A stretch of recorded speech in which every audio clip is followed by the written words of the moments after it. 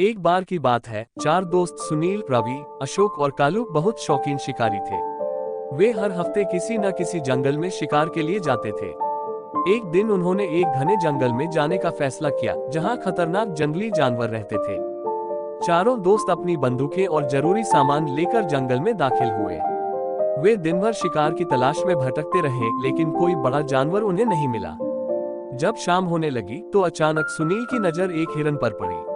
वह अपनी बंदूक से निशाना लगाने ही वाला था कि तभी जंगल में एक जोरदार दहाड़ गूंज उठी। ये दहाड़ एक शेर की थी, जो पास ही झाड़ियों में छिपा हुआ था। शिकारी घबरा गए और इधर उधर देखने लगे।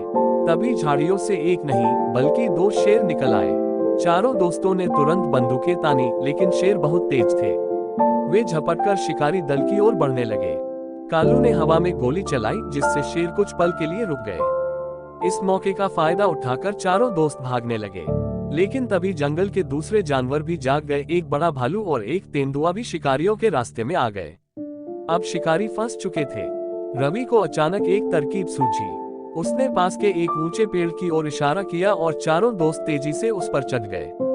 नीचे शेर, तेंदुआ और भालू एक दूसरे को घूरने लगे।